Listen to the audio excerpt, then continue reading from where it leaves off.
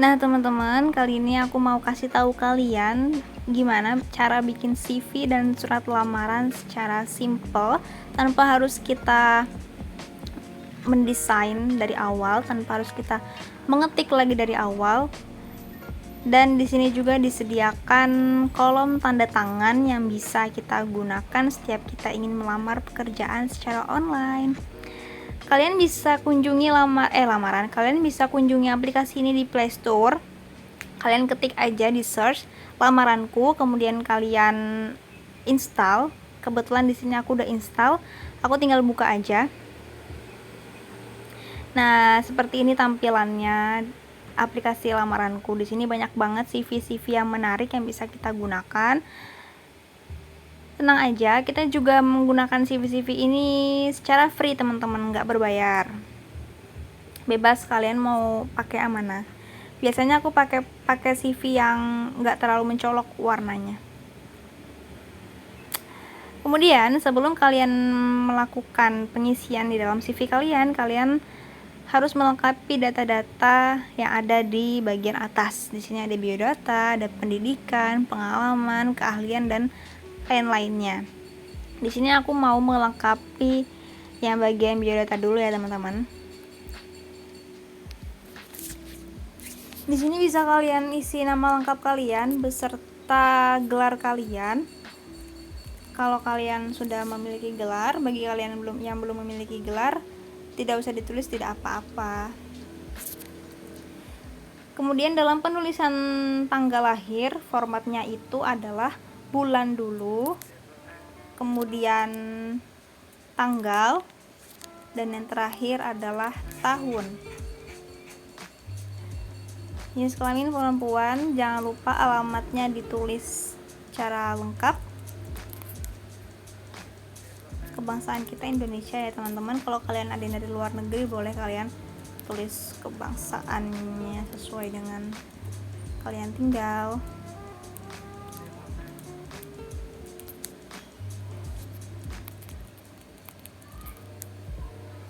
Nomor teleponnya bisa kalian tulis nomor telepon kalian yang aktif, jangan dikasih yang nggak aktif ya, karena nanti kalau misalnya HRD-nya mau menghubungi kalian kan susah.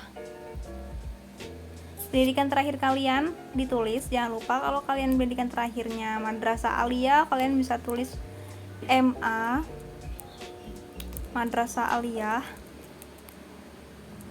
Tuh, kalau kalian dari SMA bisa kalian tulis SMA, SMK dari SMK, atau kalian pendidikan terakhirnya S1 ataupun S2 bisa kalian tulis S1. Dan di sini ada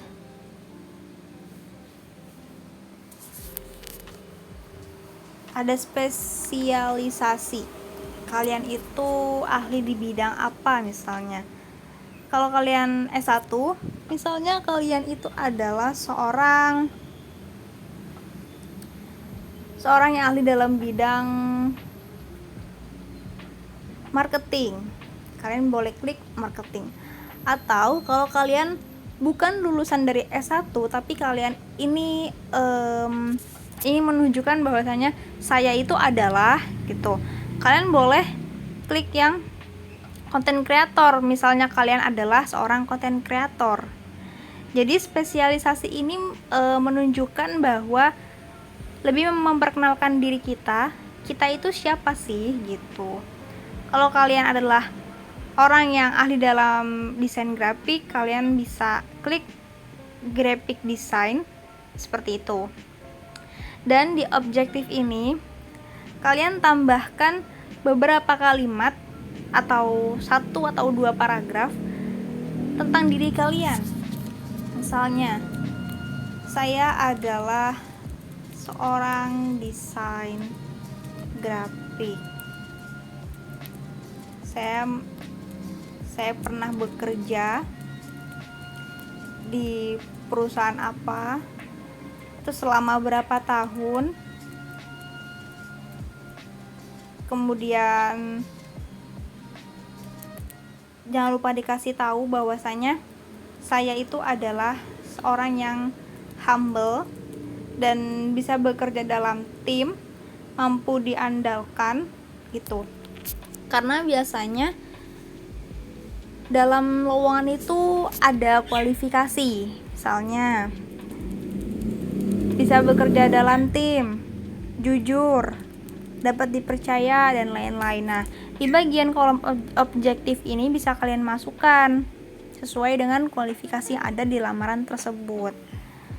Kemudian di sini juga disediakan kolom tanda tangan supaya kalau misalnya kalian melamar pekerjaan secara online melalui email, kalian nggak perlu ngeprint surat lamarannya dulu, kemudian kalian baru tanda tangan, kemudian baru kalian scan lagi dan dikirimlah ke email. Itu ribet banget teman-teman. Di sini dipermudah karena disediakan kolom tanda tangan. Jadi ketika kalian membuat surat lamaran kalian sudah tersedia tanda tangan kalian. Kemudian bisa kalian simpan. Data berhasil disimpan. Nah, setelah itu, kalian kalau punya sosial media, Twitter, Instagram, Facebook, atau dan lain-lain, bisa kalian masukin di sini, teman-teman. Kalian tinggal klik tanda tambah, dan kalian pilih sosmednya apa namanya, terus kalian tulis ID sosmednya kalian apa. Setelah kita melengkapi biodata, kita menuju ke pendidikan. Kalau kalian pernah mengikuti pendidikan informal, kalian boleh mengisi juga di bagian pendidikan informal. Tapi kalau kalian hanya mengikuti pendidikan formal seperti SD, SMP, SMA, atau SMK, kalian cukup menuliskan di pendidikan formalnya saja. Nama sekolah kalian apa? Misalnya SMK Garuda, tahun masuknya 2011 sampai 2017 misalnya. Keterangannya, kalau di SMK kan biasanya kejuruan ya.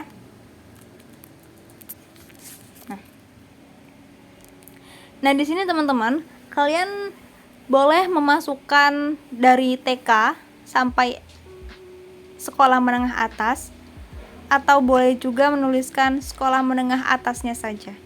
Tapi lebih baik dituliskan 3 pendidikan terakhir. Misalnya pendidikan terakhir kalian adalah SMK, berarti yang kalian tulis dari SD, SMP, SMK. Misal pendidikan kalian S1, kalian boleh tulis dari SMP, SMK, S1. Supaya mempermudah HRD juga dalam melihat bagaimana jenjang pendidikannya kita. Setelah dari pendidikan, kita beralih ke pengalaman. Kalau kalian sudah memiliki pengalaman, kalian boleh menuliskan di sini, teman-teman. Kalian pernah bekerja di perusahaan apa, kemudian di bagian apa, tahun berapa kalian mulai bekerja sampai terakhir kalian bekerja. Kemudian di sini bisa di deskripsi pekerjaan bisa kalian tuliskan job desk selama kalian melakukan kerja di perusahaan tersebut. Kalau kalian belum punya pengalaman, kalian bisa kok kosongkan ini. Atau kalian bisa tulis pengalaman-pengalaman kalian dari magang atau PPL dan lain-lain. Kalau misalnya kalian emang belum punya pengalaman sama sekali, bisa kalian tuliskan fresh graduate atau kalian kosongkan saja. Nah, dari pengalaman ini kalian bisa tulis keahlian kalian. Misalnya, kalian ahli dalam bidang Microsoft Word. Terus menurut kalian, seberapa ahli sih diri kalian? Misalnya, kalian ahli banget nih di Microsoft Word. Kalian bisa nih tulis persentasenya 90. Kemudian bisa juga kalian tambahkan, misalnya graphic design.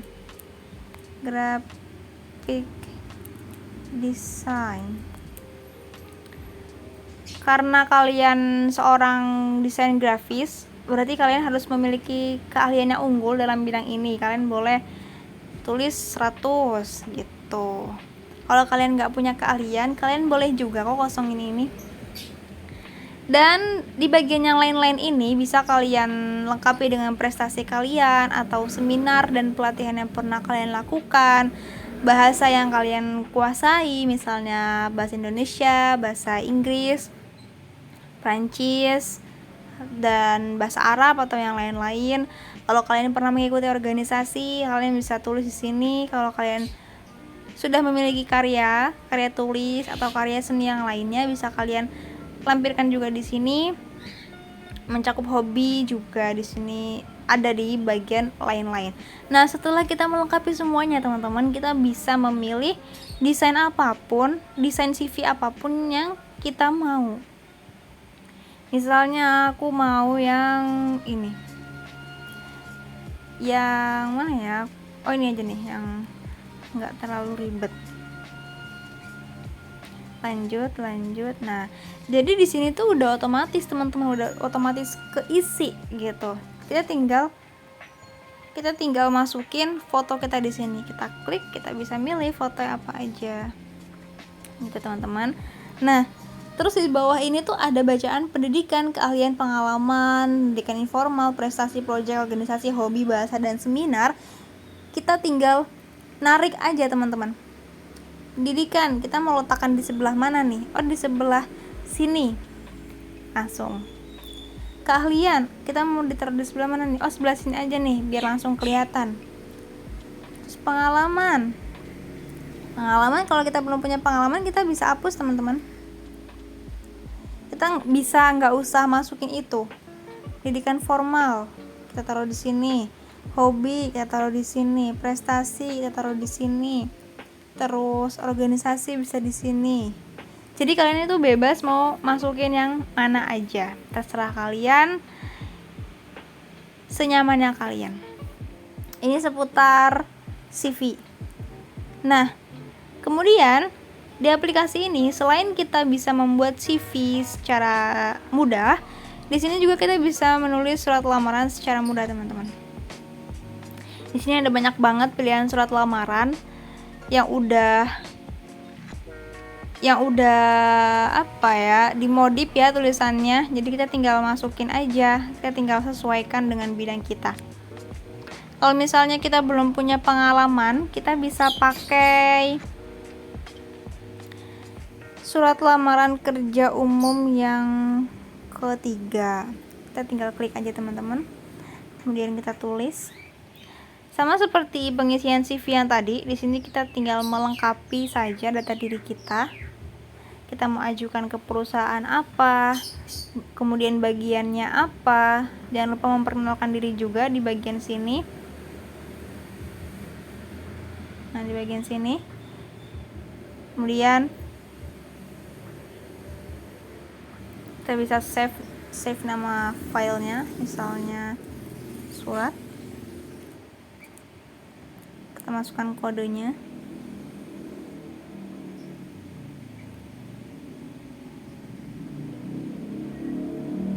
Nah, jadi deh teman-teman, ini dia surat lamaran kita.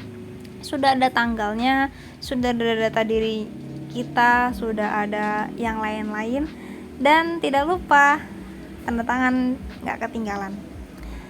Mungkin sampai situ aja teman-teman tutorial dari aku, semoga bisa bermanfaat. Mohon maaf bila aku ada salah-salah dalam pengucapan ataupun perbuatan. See you. Assalamualaikum warahmatullahi wabarakatuh.